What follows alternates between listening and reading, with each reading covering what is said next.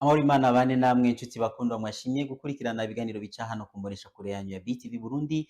Ni umwanya mwiza tugira tubashikirize amakuru mu Kirundi, amakuru duhera ku ngingo nkuru nkuru ziyagize. Igitoro cari gutuma Uburundi bumara amezi ane ata kibazo na kimwe gifise kuvyerekeye n'igitoro, ico kikaba caranyurujwe. Ivyo rero bikaba vyashikirijwe n'umukuru w'igihugu c'u Burundi Evariste Ndayishimiye mu gihe hariho umwiherero urabira hamwe ingene hogwanywa bimwe biboneka igiturire mu Burundi no mu nzego zitandukanye za leta. Nayo ukubandwa wari umugenzo mwiza uhuza abarundi bikaba vyari mu bituma imitima iremuruka bisigurwa na Napoleon Ahishakiye batazira Segihembe arongoye iyandikiro gusoma akaba ari n'umuhinga yigenga mu vyakahise imico n'imigenzo. Muraza kubikurikirana midonido yano makuru ni mukanya.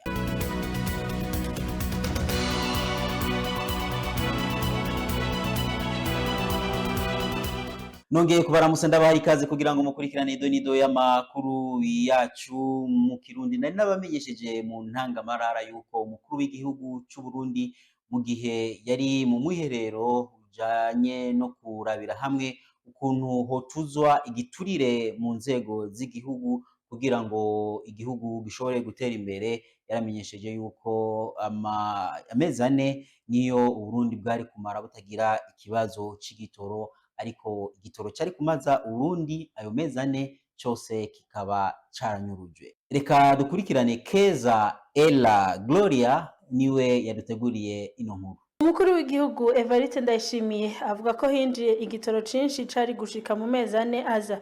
Avuga kandi ko amasitasiyo yose yaronse application yo gukoresha, ariko igitoro kikaba kidashikira abenegihugu. Azi ko bayanka bose. Ntamubesha abafonctionnaire bemera digitalisation nomwe n'ikimanyu kabisa. Kubera iki banka ya transparence. Jewe iyi gestion y'igitoro je ndabwire neza abahinga bazi kubiharura bakubwira yuko igitoro twinjije kuva mu kwezi kw'icumi na rimwe ubu twoba dufise reserve y'amezi ane aza kirihe. Jewe ndagenda baranyeretse kuko si Burundi bwa mbere bugize ingorane mwene izo do gestion y'igitoro mu jewe ndemera ndirya ndimara kugira ntihagire umenya ko ndiko ndakoresha digitalisation ya gestion y'igitoro. Ndirya ndimara ndayishira ngaha n'ubu rero igitoro rero nuko candigira mu bindi bikorwa ngo ndahejeje bashagwa ndatsinze ruraye. Reka ahubwo wamenga ni hamwe uvuze uti ubu rero ndabahaye inzira y'ubusuma.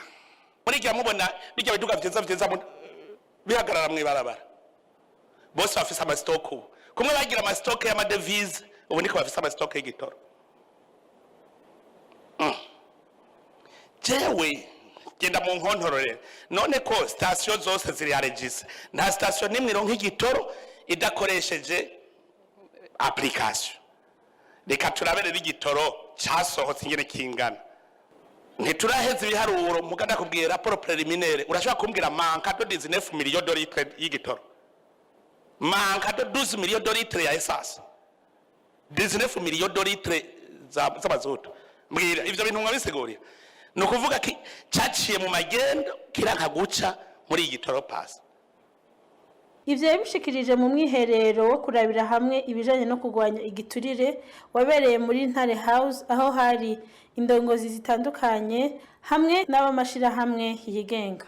Kubanda wari umugenzo mwiza uhuza abarundi ndetse bigatuma imitima iremuruka. Ivyo bikaba vyashikirijwe na Napoleon Ahishakiye asanzwe arongoye iyandikiro gusoma, akaba kandi n'umuhinga mu vyakahise imico n'imigenzo. Ni nkuru ya mugenzi wacu Elvis Munyaneza. Aho hambere hahise abarundi bamye bemera Imana, kiranga akaba yari we abarundi bacako mu gusaba Imana. bimenyeshwa na Napoleon Ahishakiye arongoye iyandikiro gusoma akaba n'umutohoji yigenga mu vy'akahise imico n'imigenzo. Abarundi baho hambere bamwe bemera Imana kuko no mu birango vy'u Burundi baravuga Imana umwami n'u Burundi, mbere bakazirikana ko umwami wa mbere yavizananye na kiranga, hakabaho rero ukuganza k'ubwami ari naho umwami yatera ikigabiro, hakaba no kuganza ko mu vy'ukwemera rero hariho hari kiranga rero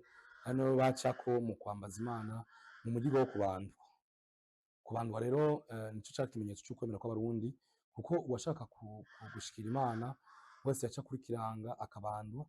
Bikaba rero vyashobora kuba mu bihe bikomakomeye nk'igihe ikibano gifise ibibazo canke igihe ari imvu nyamukuru ituma ubandwa, nk'iyo umuntu yavyaye amahasa, iyo kumbure hari nk'ibiza vyateye mu gihugu, iyo kumbure hari nk'inzara yateye, bakabona ko kiranga yafashanya n'umwami mu gutwara, umwe akaba gutwara ivy'umutima, ni ukuvuga ivy'ukwemera amarangamutima yo ku mutima, uyundi agatwara intwaro iboneka n'amaso, ko abarundi bamyemera ko Imana bivuye mu rivuga ku Mana ari ikintu kimanye hejuru gihari gisumba ibindi bintu vyose, kugira ushikira Imana rero wategeza guca kuri kiranga.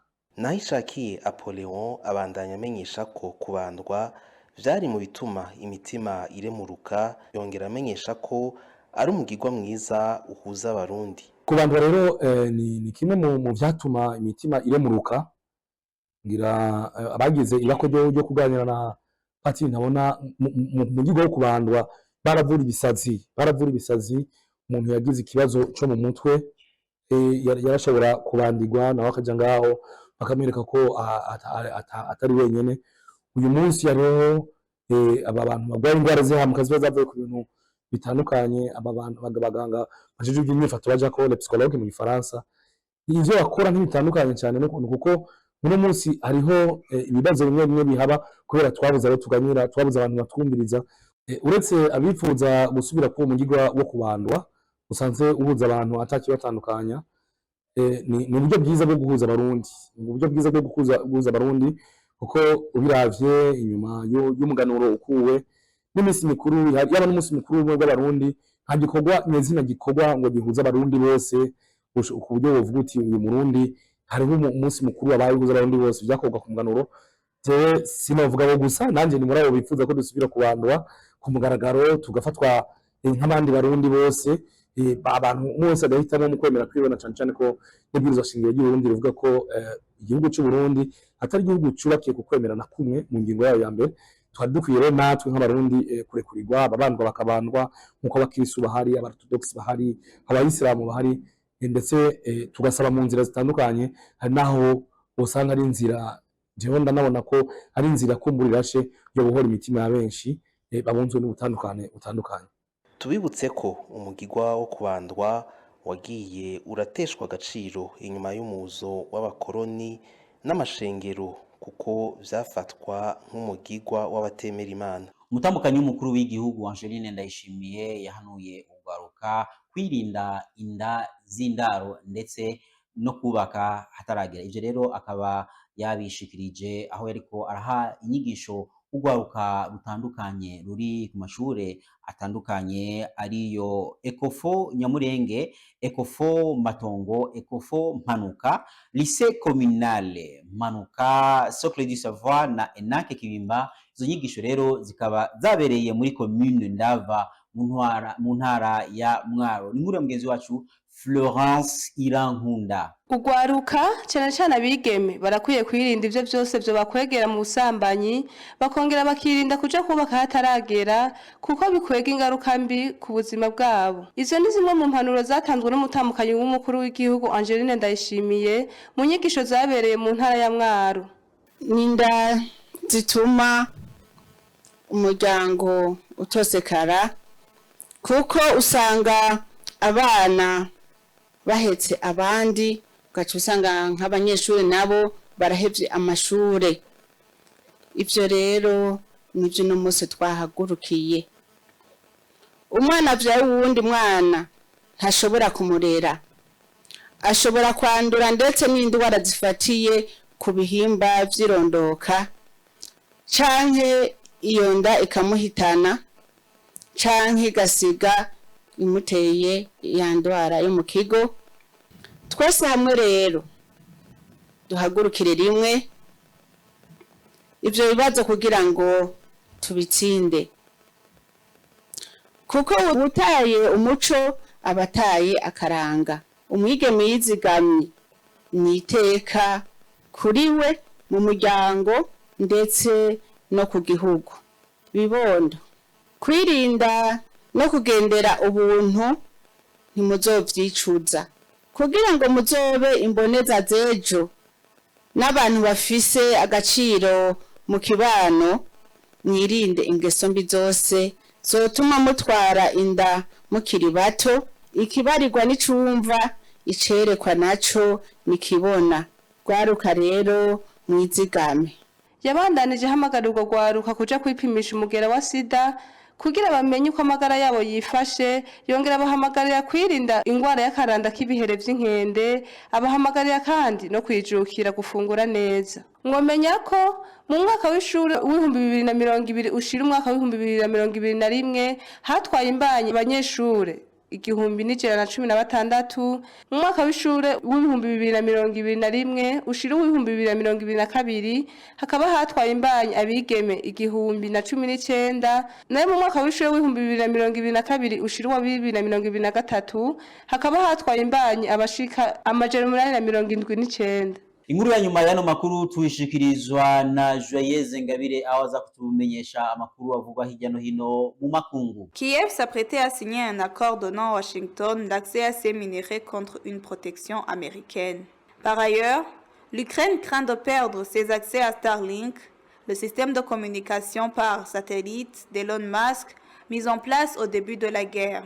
Sur le front, c'est un outil essentiel pour l'armée ukrainienne. Les Américains pourraient maintenant couper l'accès à Starlink. Oui, affirme l'agence de Reuters. Mais sur son réseau social X, Elon Musk dément. Pour les Ukrainiens, l'enjeu est crucial. Les troupes russes détruisent régulièrement des terminaux Starlink sur la ligne de front. En Ukraine, les soldats russes postent des vidéos dans lesquelles on peut voir leurs drones viser des paraboles Starlink et les faire exploser. Dimanche, le 23 février, le ministre de la Défense ukrainienne a affirmé avoir une solution alternative en cas de coupure de Starlink. 40 000 Palestiniens ont déjà été évacués des camps de réfugiés de Jenin, Tulkarem et Nour Shams, et ces camps sont désormais vides de leurs habitants, a déclaré Katz dans un communiqué. Ces mesures, qui sont une flagrante violation du droit international, font d'autant plus craindre une tentative israélienne d'entreprendre une purification ethnique à l'instar de celle infligée contre les Palestiniens de Gaza. Le premier ministre israélien, Benjamin Netanyahou, s'était rendu dans le camp de Tulkarem, où il a ordonné à l'armée d'intensifier ses opérations au nord des territoires palestiniens occupés par Israël depuis 1967.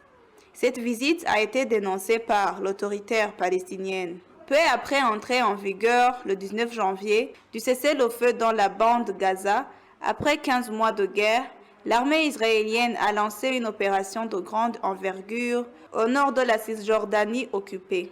Ni kuri iyo nkuru ivuga amakuru yo mu makungu turangirije ko amakuru yacu no munsi twabashikirije no kubategurira, ariko kandi tushimire mwese mwashoboye kuyakurikirana aho muri hose. Shimire abamenyesha makuru ba BTV aho bagiye hose kugira ngo bashobore kuturonderera ano makuru, ariko kandi shime nenza abari mu buhinga bw'ivyuma bafashije kugira ngo ano makuru amajwi n'amasanamu amashikire atankomazi. Imana ibafashe mubandanye mukurikirana ibiganiro vyiza mushikirizwa n'imbonesha kure yanyu mukunda cyane ya BTV Burundi. Naho butaha, Imana ibahezagire mwese.